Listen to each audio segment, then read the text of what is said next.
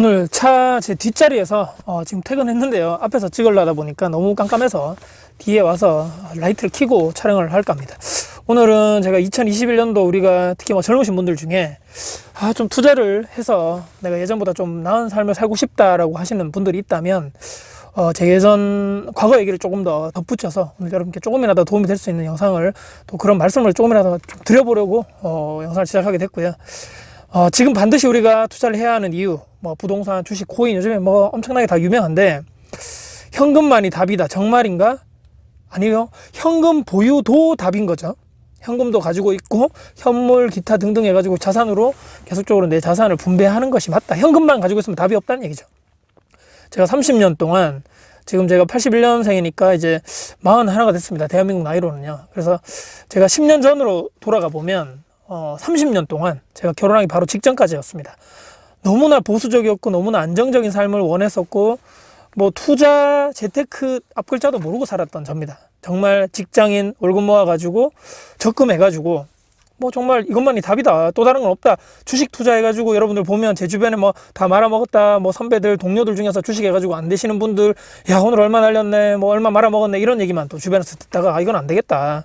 예전에 또 저희 아버지가 시골에서 우리가 살 때 친구분 빚 보증을 잘못 써서 그게 아직까지도 제 뇌리에 많이 남아있거든요. 계속적으로 싸우고 부모님들이 계속 집으로 뭔가 우편물이 날라오는 거 보니까 뭐 빚 독촉하는 그런 내용인 것 같아요. 그래서 어린 나이가 봤을 때는 절대로 빚을 져서는 안 된다, 이렇게 패가망신하는, 이거 완전 지름길이다, 빚 없이 사는 게 정답이다. 그러니까 있는 돈으로 그냥 살자는 얘기죠.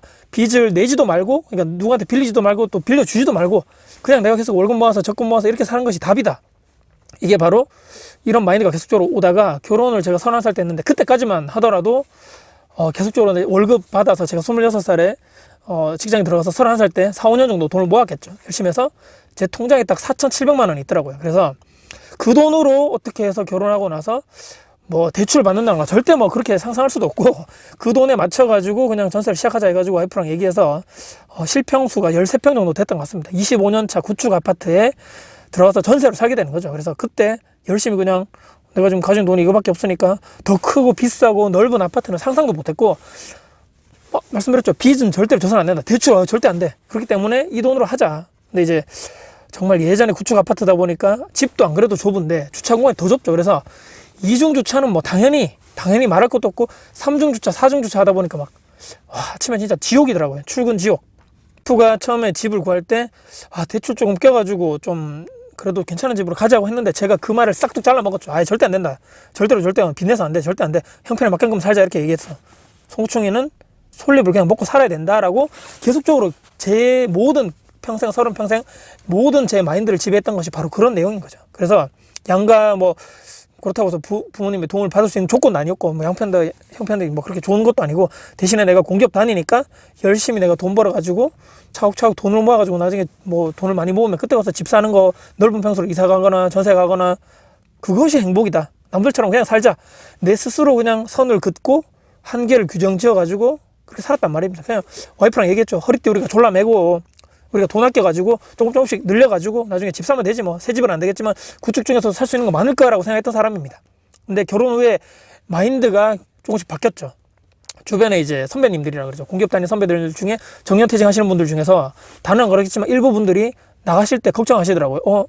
나 돈 벌어 해놓은 거 별로 없는데, 집도 사는 것도 없는데, 통장에 돈 얼마 없는데 나가서 또 다른 또 직장을 또 취업해야 되나, 지금 벌어먹고 살 게 없는데, 제가 생각했던 게 아니었던 거죠. 제가 생각했을 때 공기업 20년, 30년 정년퇴직하면 통장에 돈도 많고 집도 있고 나가지고 그냥 편안하게 노후를 보내시면 되지 않겠는가 했는데, 제 모든 환상이 거기서 확 깨졌습니다. 회사가 개인들을 다 책임져 주지 않는 거나, 거기서 완전 머리 한 대 딱 맞았죠. 그래서 책을 보고, 제가 평생 그렇게 책을 많이 봤던 시절이 없던 것 같습니다. 뭐 도서관에 있는 재테크 투자 관련된 모든 책을 뭐 봤다고 하면 아마 과언이 알 정도로, 부동산 포함해서요, 다 봤다는 얘기죠. 그래서 그런 것들 다 보고, 또 재테크 투자 뭐 그런 카페라든지 이런 가입해가지고 거기 나와 있는 모든 글들 플러스 댓글까지도 다 출력해가지고 제가 바인더를 만들어가지고 형광펜 끄어가면서 제가 공부를 했던 사람입니다. 그렇기 때문에 조금씩 내공이 조금씩 이렇게 뭐 늘어났던 것 같아요. 그래서 와, 이게 월급 또 적금 이렇게 해서 돈을 벌리고 자산을 늘리는 거 말고 투자를 통해 가지고도 사람들이 이렇게 하는구나. 부자 된 사람들은 다르구나. 와, 이거 뭐 일만 해가지고 정말 뭐 죽도록 일해서 정말 그냥 한평생에는 남의 회사에서 일만 하다 이러면서 돈을 많이 못 버는 것도 아니고 완전 죽겠구나 사람이, 도저히 안 되겠다 싶어가지고 이쪽으로 이제 조금씩 제 방향성을 틀었다는 얘기인 거죠. 그래서 제가 다행히도 뭐 습관 중에 하나가 말씀드렸죠. 시드머니, 그러니까 적금을 하는 다행히도 그런 습관이 제가 다행히도 있어가지고 계속적으로 꾸준하게 시드머니를 모았었죠. 그 다음에 또 공기업이라는 이런 회사에 아주 또 좋은 그걸 또 활용해서 제가 주변에 은행 가가지고 신용대출도 받게 됩니다. 최대한 또 끌어당겼죠. 그래서 그거 플러스 시드머니, 그 다음에 신용대출 플러스 회사 내부적으로 직원들 복지 차원에서 뭐 큰 돈은 아니지만 1, 2천만 원 정도 계속적으로 돈을 빌려줄 수 있는 제도가 있었거든요. 대신에 월급에서 뭐 2년, 3년간 나눠가지고 돈을 저리로 해가지고 빌려주는 제도. 월급에서 계속 까이겠죠. 그 돈을 시드로 모아가지고 첫 투자가 2010년도, 11년도 초에 1,500만 원 갭 투자한 거죠. 5층짜리 아파트 중에 3층 아파트, 그때부터 시작이었습니다. 그때 아파트 시작해가지고 매도 차입금을 1,700인가 1,800만 원 정도 처음으로 양도세 내고 나서 그 돈을 딱 벌었던 것이 첫 투자 수익이었던 거죠. 그때부터 분양권을 통해 가지고 또 몇 번 자산을 늘리고 계속적으로 뭐 아파트 투자도 시작하고 계속적으로 초반에 막 몇 채 팔고 사기를 반복한 뒤에 부동산은 단기적으로 팔고 사면 안 되겠구나, 장기적으로 놔뒀으면 더 이익이 컸는데 계속 괜히 팔아가지고 돈을 요 정도밖에 안 됐네, 공부를 더 해봐야 되겠다 해서 계속적으로 그쪽으로 나갔었던 거죠. 그래서 부동산 투자는 나는 이제 장기 투자로 가야 되겠다. 그래서 초반부터 웬만해서는 팔지 않을, 그러니까 그런 부동산에만 계속적으로 투자를 했던 거죠. 그러니까 사기 전부터 상당히 보수적이고 상당히 고민을 많이 했겠죠. 분석도 많이 해가지고 이런 아파트에만 해야 되겠다, 또 이런 신축만 들어가야 되겠다라고 해서 초반에만 몇 번 사고 팔았지만 그 뒤부터는 계속적으로 팔지 않고 전세 상향분으로 계속적으로 차익을 투자분을 계속적으로 회수를 했던 거죠. 그래서 그 돈으로 계속적으로 내 자산을 늘리는 데 썼다. 중간 정도 4, 5년 정도 지나가서는 내가 수성구, 대구에 사는데, 여러분들 대구 아시죠? 대구 수성구 지역에 그래도 내 땅을 갖고 싶다, 그 다음에 안정적으로 월세를 받는 투자를 하고 싶다고 그런 니즈에 제가 또 그런 또 내 스스로의 그게 있더라고요. 그래서 원룸이라든지 다가구 관련된 또 상가 관련돼 가지고 월세 수익 하는 거 있죠. 관련돼서 계속적으로 공부를 하게 됐습니다. 어떻게 하면 내가 안정적으로 월세 받을 수 있을까? 안정적으로 내가 그런 대지를 내가 한번 가져볼 수 있을까 해서 4, 5년 차부터는 아까 말씀드린 그런 투자 수익으로 거둔 그 돈을 다시 통장에 놔두는 것이 아니고 계속적으로 다가구 원룸에 계속적으로 투자를 하게 되면서 월세 관련된 공부도 하고 계속적으로 이런 시세 차익형만 하다가 월세 수익형 투자로 이제 다시 한번 양방향성으로 제 투자 방향성을 이렇게 나가게 되는 거죠. 근데 이제 제가 말씀드렸지만 지금 현재도 작년도 마찬가지지만 그렇게 하고 또 끝이 아니고 계속적으로 시드머니 만드는 적금 관련된 계속적으로 제 습관은 그대로 놔둡니다. 지금도 마찬가지고요. 계속적으로 제 돈을 모으는 것은 계속적으로 꾸준히 하되 투자 관련돼서 계속적으로 전세금이 상향됐다거나 또 월세로 받는 그런 돈이 있겠죠. 그 돈을 또 차곡차곡 모아가지고 작년에도 마찬가지고 재작년 3년 전 4년 전 계속적으로 시간이 지남에 따라서 계속적으로 제 자산을 늘리는 쪽에 부동산을 제 자산을, 그러니까 제 현금이겠죠. 그 현금을 계속적으로 그런 실물 자산으로 바꾸는 노력을 계속적으로 해나가고 있는 것이 벌써 올해로 11년 차가 됐다, 이렇게 말씀드립니다. 근데 이 모든 게 또 가만히 생각해보니까 가능했던 이유가 배우자 도움 없이는 절대로 안 됩니다. 결혼하신 분들은요, 이것 때문에 많이 싸우시죠. 항상 같이 현장에 가고 또 이해도 시키려 하고 처음부터 이제 서로 이게 투자 마인드가 맞았던 것이 아니기 때문에 계속적으로 와이프를 설득하고, 와이프 입장에서는 너무 많이 하는 거 아니야? 너무 공격적으로 하는 거 아니야? 라고 얘기를 많이 했었는데 또 설득하고 이해시키고 같이 또 제가 PDF 뭐라든지 PPT 자료 만들어가지고 집에서 정말 브리핑 하듯이 와이프 옆에 놔두고 설명도 해주고, 그 다음에 현실적으로 가장 공감을 갈 수 있고 부동산에 관심을 가질 수 있는 것이 바로 가장 좋은 것이 무엇입니까, 여러분들? 공동명의를 하는 거죠. 그래서 같이 현장도 가고 최종적으로 같이 공동명의 되면서 같이 관심을 가질 수 있도록 해줘야 되는 것이 가장 중요한 것이 아닌가. 그래서 제가 말씀드리는 거대로 와이프, 그러니까 배우자, 남편이든 와이프든 어떤 배우자를 만나는가에 따라서 내 나중에 10년, 20년 뒤에 투자 관련해서 내 자산 관련돼서 그런 자산이 결정될 수도 있다. 정말 중요하다 말씀드렸고요. 또 운과 시기가 잘 맞았죠. 제 실력으로 다 되는 것이 아니고 지방 대세 상승기에 잘 편성해서 잘 맞아 떨어졌습니다. 절대적으로 내 실력만으로는 절대 될 수 없다는 얘기고요. 그 다음에 또 생각해보니까 꾸준하게 그래도 공부를 했다는 것이 다행입니다. 요즘에 큰 준비 없이 영끌해서 B2 한다는 분들이 있는데 한두 번은 가능할 수 있지만 이게 3번, 4번, 또 3년, 4년, 10년 가능할까요? 내 내공이 없는 상태에서는 불가능하다고 보고요. 그것이 바로 말씀드렸던 초심자의 행운으로 몇 번은 투자 성공할 수 있지만 그 뒤로는 지속 가능한 성공은 불가능하다고 봅니다. 그래서 계속적으로 공부를 했던 것이 또 잘 맞아떨어졌다고 보고요. 남들이 오히려 관심 없을 때 먼저 투자하는 것이 오히려 또 다행히로 성공이라고 하긴 그렇지만 계속적으로 지금까지 큰 실패가 올 수 있었다.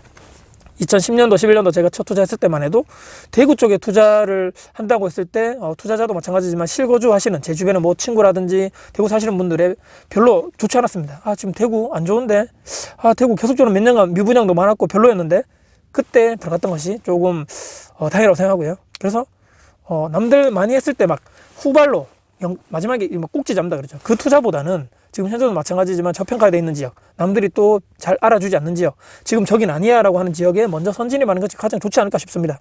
그 다음에 부동산은 말씀드렸지만 장기적으로 투자하는 상품입니다. 위험 상품인가 동시에 장기적으로 봐야 되지 않겠나. 저는 단타 투자를 하지 않는 사람이다 보니까 그것을 하기 전에, 투자하기 전에 말씀드렸죠. 정말 보수적으로 생각하고 공부하고, 그 다음에 결정했을 때는 누구보다 빠르게 계약금을 쏠 수 있는 내 나름대로 내공이 있어야 된다고 봅니다. 그 다음에 세금 걱정 많이 하시죠. 요즘에 특히 이번 정부가 또 세금 다주택자 압박하는 정부 아닙니까?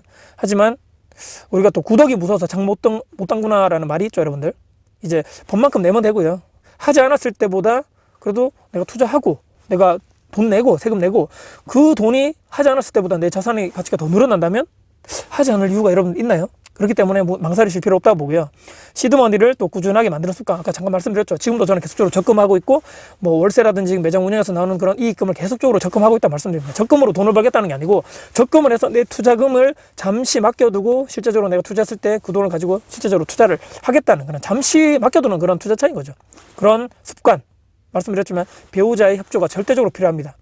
남들처럼 살지 않았다는 얘기입니다. 쉽게 말씀드리면 뭐 카드를 펑펑 쓴다거나, 저는 신용카드 없다 말씀드렸죠. 뭐 해외여행을 간다거나, 또 좋은 차를 산다거나, 이 차요 21년 차 됐습니다 벌써.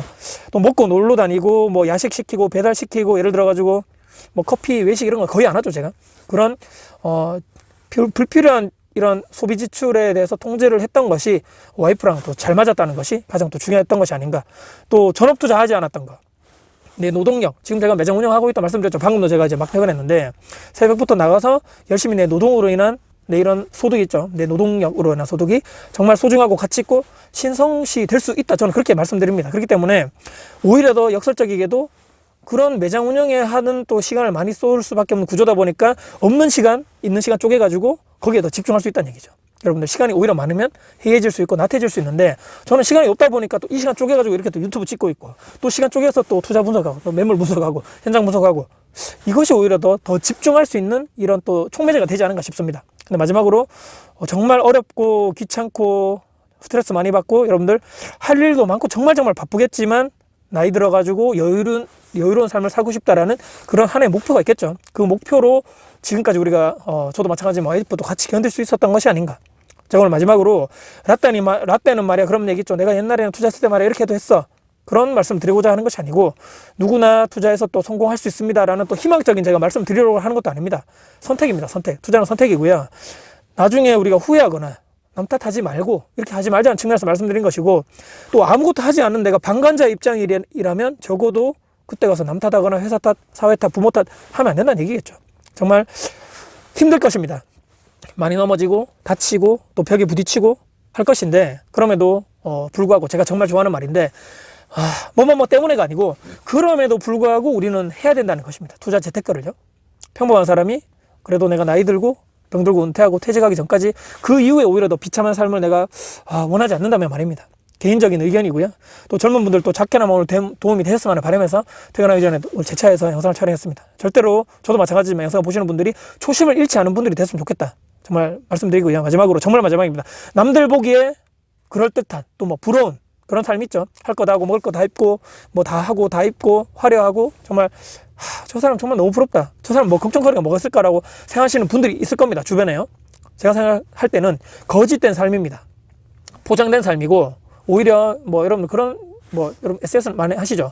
뭐 인스타, 뭐 카카오 스토리, 밴드 등등 해가지고 하루 24시간 중에서 그 사진을 남기는 것은 그냥 제일 기분 좋을 때, 제일 딱 먹기 좋은 게 앞에 있을 때, 제일 멋진 뭐가 있을 때, 그때 순간적인 포착된 그냥 인생의 단편인 것 뿐입니다. 그래서 거기에 우리가 속지 말고 정말 거짓된 삶이 여러분들 오히려 참된 삶, 정말 내가 진짜 현재에 집중해야 되고 미래에 집중해야 되는, 정말 내가 노력해야 되는 그것까지도 말살시킬 수 있다. 저는 그렇게 보기 때문에 잘못된 신념이 우리의 인생을 망칠 수도 있다. 여러분들 너무 주변에 너무 뭐 그런 거 불하지 마시고 지금 내 현재에 정말 충실하시고 내 옆에 배우자가 있다면 내 배우자와 협의하셔가지고 우리가 앞으로 현재 그리고 앞으로 더 나아갈 미래에 어떻게 우리가 조금 더 나은 삶을 살 수 있을까를 한 번쯤은 머리 맞대고 고민하고 토론하고 대화하는 그런 시간이 오늘 이 시간 이후에 되었으면 바람에서 영상 마무리할 겁니다. 오늘 영상 여러분께 도움 되셨습니까?